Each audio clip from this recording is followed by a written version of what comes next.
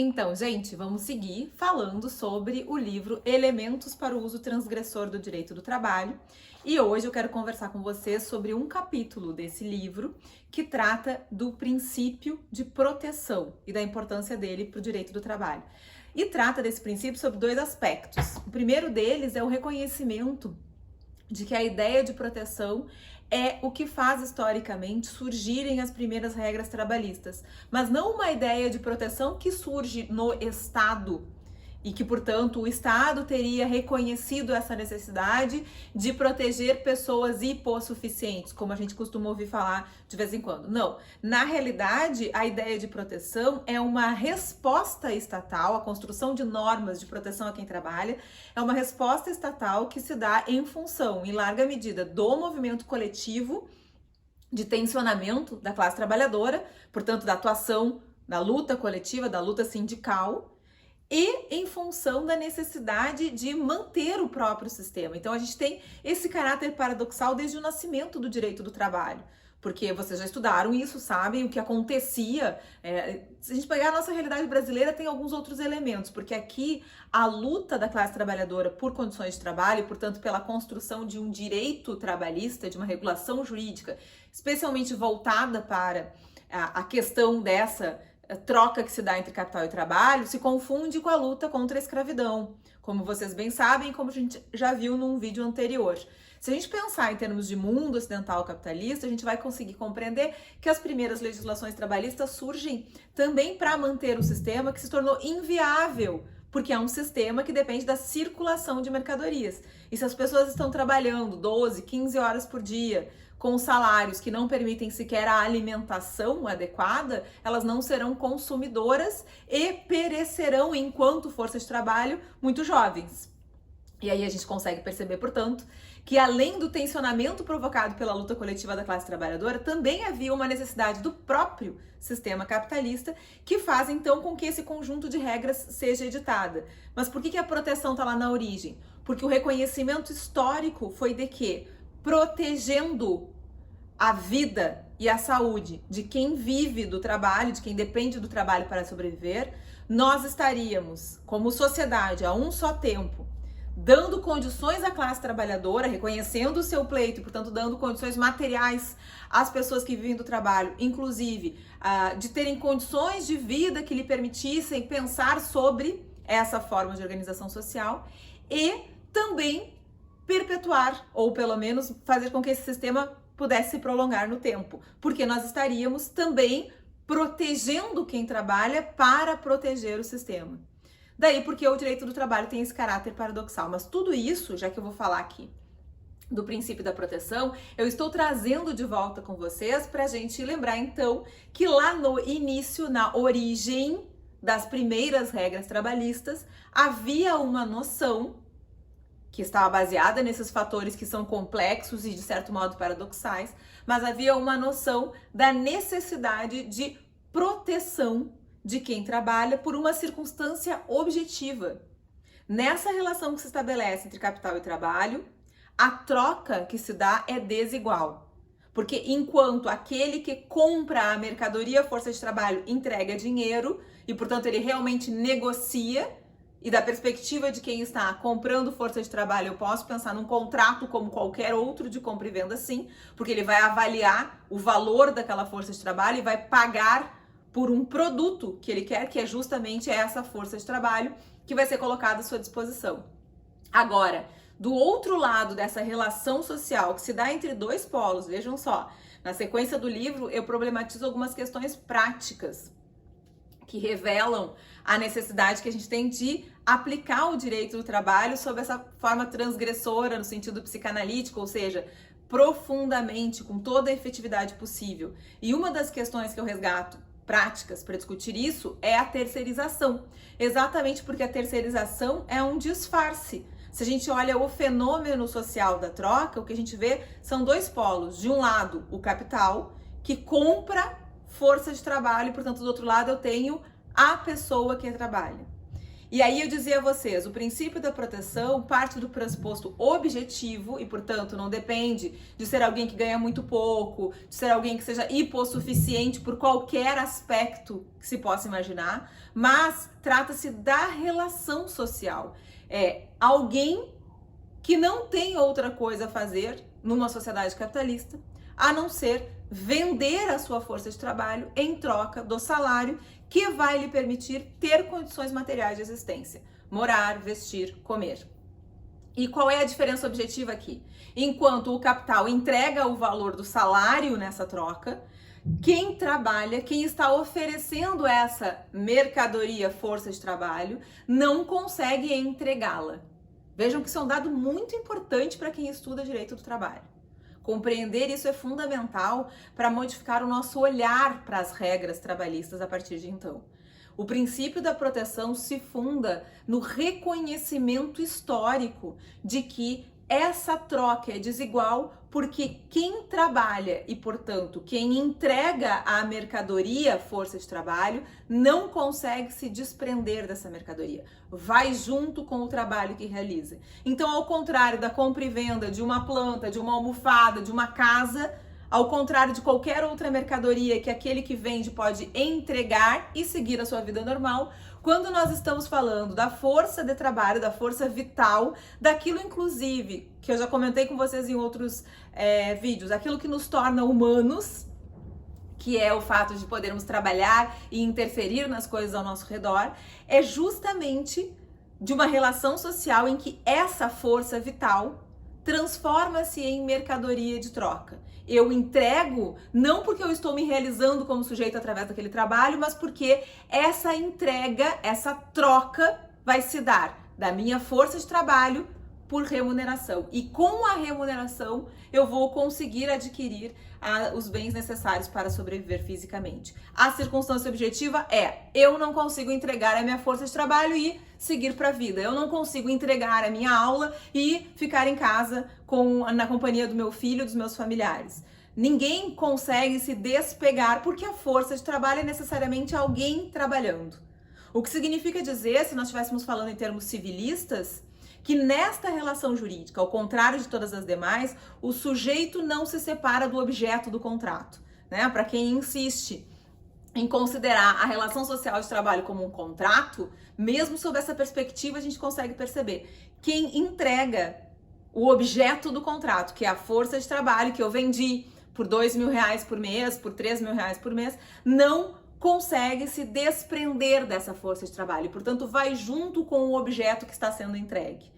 O que significa dizer que, ou bem nós temos regras que limitem as possibilidades de uso, de exploração, de sugamento dessa mercadoria, força de trabalho, ou nós vamos estar permitindo que o sujeito, que é obrigado a vender força de trabalho para sobreviver fisicamente, se transforme em objeto desse contrato. Eu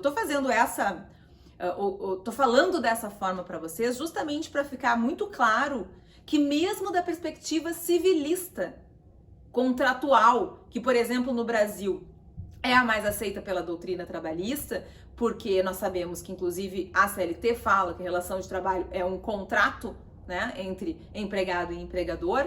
E estamos vendo todas as alterações que estão sendo feitas, cada vez no sentido de permitir que essas partes negociem com mais liberdade.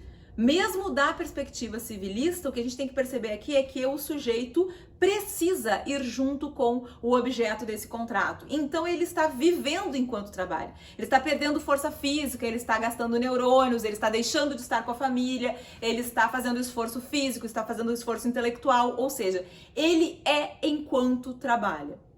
Se ele é enquanto trabalha, e se a nossa sociedade é formada por sujeitos de direitos, e que esses sujeitos, todos eles, têm direito a viver com condições dignas de existência, e é isso que a gente diz, e é isso que todas as constituições do século XX fazem questão de reiterar, também quem trabalha precisa ter os seus direitos preservados. Então, percebam, mesmo da perspectiva liberal, ou mesmo da perspectiva civilista, o princípio da proteção não se justifica pela hipossuficiência ou pela condição pessoal de quem trabalha ou de quem toma trabalho. Na verdade, o princípio da proteção se justifica historicamente pela necessidade de proteger quem trabalha, porque quem trabalha é um sujeito de direitos que está sendo carregado para dentro deste contrato como se mercadoria fosse. Então, manter um ambiente saudável é permitir que esse sujeito siga existindo por mais tempo. Então, limitar as horas de trabalho num dia significa permitir que esse sujeito viva para além do ambiente de trabalho. Então, determinar o pagamento de um trabalho, de um salário decente, significa permitir que esse sujeito possa, inclusive, consumir enquanto não está trabalhando e na sua vida social, ou seja, possa agir realmente como um sujeito de direitos. Bem, isso é o que define o princípio da proteção. Agora, algo bem diferente é como aplicar o princípio da proteção na prática. É isso que esse capítulo vai trabalhar, porque a gente sabe que os princípios, né, foram vistos por muito tempo no direito como meros informadores, como meros inspiradores das regras jurídicas, mas sem um conteúdo, sem uma densidade normativa. E que ao longo do século XX, inclusive em função da construção da teoria dos direitos fundamentais e da necessidade, portanto, de trazer a moral para dentro do direito, nós desenvolvemos uma ideia, toda uma retórica para dar densidade normativa a esses princípios. E como nós somos um país muito colonial, né, nós temos essa síndrome de colônia, também aqui nós acabamos importando doutrinas estrangeiras, uma doutrina europeia e uma doutrina dos Estados Unidos, para justificar ou para nos dar a baliza do que seriam, afinal, esses princípios jurídicos que nós não sabemos bem como lidar com eles. Porque quando a gente fala de regra jurídica, fica muito fácil, né? Regra é aquilo que se aplica ou não se aplica. É um comando de fazer ou não fazer. Ninguém tem dúvida a respeito do conceito e de como aplicar uma regra jurídica. Mas quando a questão é princípios, aí já surgem dúvidas. Bom, e quais são os dois expoentes, por sinal, dois homens brancos, né? É interessante quando a gente começa a fazer toda uma pesquisa e um estudo decolonial e sobre o nosso racismo e o nosso machismo estrutural no Brasil, como a gente começa a enxergar coisas que antes nós não enxergávamos.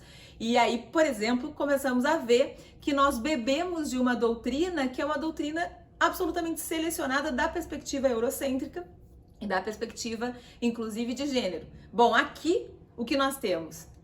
A influência de Robert Alexy, que é um alemão que desenvolve, então, uma teoria de decisão judicial para justificar ou para demonstrar como esses princípios vão aparecer na prática cotidiana das decisões judiciais, e um americano, que é o Dworkin, que também vai dizer como ele compreende a noção de princípios a partir dessa lógica de que esses princípios jurídicos precisam ter densidade normativa, ou seja, eu preciso saber como aplicá-los na prática. Eu preciso saber identificá-los e preciso saber como aplicá-los. Bom, eu vou trabalhar sobre isso no texto para dizer que ambos, na verdade, com divergências nas suas teorias, mas ambos chegam mais ou menos a uma concepção de que o princípio seria um tipo de norma jurídica. Então, eu tenho a regra, comando de fazer ou não fazer, e tenho o princípio, que é essa norma mais genérica, que o Alexy vai chamar de mandamento de otimização da regra.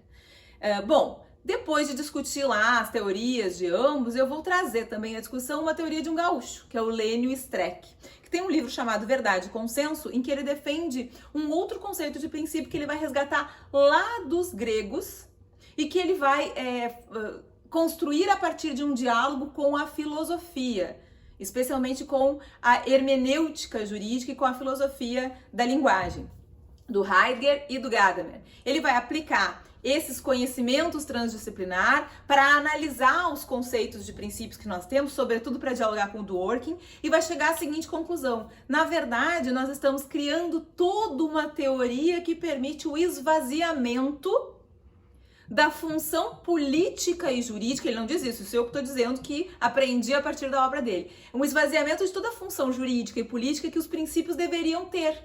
Porque quando a gente olha lá para o século XX, o que a gente enxerga? Que esse resgate da importância dos princípios se dá por uma reivindicação de um direito mais comprometido com a moral, com os valores, como justiça, como busca de igualdade substancial, etc. Dignidade da pessoa humana e tal. Bom, só que daí, como a gente constrói conceitos vagos, amplos de princípio, e diz que o princípio é uma espécie de norma jurídica ao lado da regra, a gente acaba abrindo, essa é a principal denúncia do Lênio, a gente acaba abrindo uma possibilidade de que o intérprete da norma jurídica faça dos princípios o que ele quiser e mais crie os seus próprios princípios. E a gente vê muito isso acontecer nos nossos livros, por exemplo, nos nossos manuais. Cada manual tem o seu rol próprio de princípios. São princípios que são inventados tanto na doutrina quanto na jurisprudência. E aí é que é interessante a tese que o Lênin desenvolve nesse livro Verdade e Consenso, onde ele vai dizer, na verdade, se nós voltarmos lá para os clássicos, nós vamos ver que há uma noção de princípio que serve muito melhor a essa ideia de dar um peso jurídico para a moral e para compreender a moral no direito, que é justamente a ideia de princípio como o que está no início. Olhem só, que mágico. E aí, no texto eu vou falar um pouco dessa teoria para dizer que sob essa perspectiva, se o princípio é o que está no início, o princípio, na verdade, é o argumento justificador da regra. Ou seja, eu só tenho direito do trabalho, eu só tenho direitos sociais, de seguridade social e trabalhista, porque lá no princípio, que é histórico mesmo, que não é algo que eu possa inventar, é algo que eu preciso conseguir enxergar na realidade histórica, na materialidade da construção daquele conjunto de regras. O princípio é o que está lá no início. Afinal de contas, por que historicamente nós decidimos ter direitos do consumidor? Por que historicamente nós resolvemos ter direito do trabalho? E quando a gente olha para a nossa história, para a história da construção das normas trabalhistas, o que a gente vê é lá no princípio essa ideia de proteção sobre a qual eu falava para vocês. Isso já sou eu que estou dizendo, não é o Lênin que diz no livro dele. No direito do trabalho, o nosso princípio instituidor é a proteção. E a consequência prática, fundamental, dessa construção teórica, que é mais profunda, né? Eu convido vocês a lerem para entenderem direitinho qual é a linha de raciocínio que se faz, é que se o princípio é o fundamento de aplicação da regra e, portanto, o que faz de uma regra verdadeiramente norma jurídica, porque na hora de aplicá-la eu vou justificar a sua aplicação ou justificar o seu afastamento a partir do princípio instituidor, eu tenho aqui uma consequência que é fantástica para o direito do trabalho. Não posso mais descolar regra de princípio. E preciso, para compreender que ali há uma norma jurídica, justificar a regra a partir da noção de proteção, que seria dizer, mais ou menos, bom, essa regra é trabalhista e será aplicada nessa relação entre capital e trabalho, porque eu consigo justificá-la no fato de que há uma necessidade histórica de proteção a quem trabalha. Porque quem trabalha vai junto com o trabalho que realiza, se entrega trabalhando e, portanto, se não houver esse conjunto de regras de proteção, eu vou transformar esse sujeito no objeto e ainda vou tendencialmente, vou eliminá-lo e com isso vou, inclusive, prejudicar todo o sistema. Contrário senso, se eu tenho uma regra que desprotege, ou uma regra que beneficia o capital em detrimento de quem trabalha, eu posso ter ali uma regra de direito empresarial, uma regra de direito civil, uma regra de direito societário, mas eu não tenho ali uma norma trabalhista, porque a norma trabalhista é a soma da regra posta pelo legislador que possa ser fundamentada por um princípio. O princípio é essa capa que dá sustentação histórica e retórica, de discurso mesmo, para a regra ser aplicada ou ser afastada no caso concreto. Bom, eu vou ficar por aqui para o nosso vídeo não ficar muito longo, mas esse é um capítulo que me deu muito prazer de fazer, porque acredito que se nós investigássemos mais a fundo e pensássemos e aplicássemos essa noção de princípio como fundamento da regra jurídica e, portanto, abandonássemos essa divisão ou essa classificação de que princípios e regras são espécies de normas jurídicas, o que permite ao intérprete, inclusive, pular a regra e justificar uma decisão judicial lá com base direto no princípio, inclusive inventar um princípio para chamar de seu.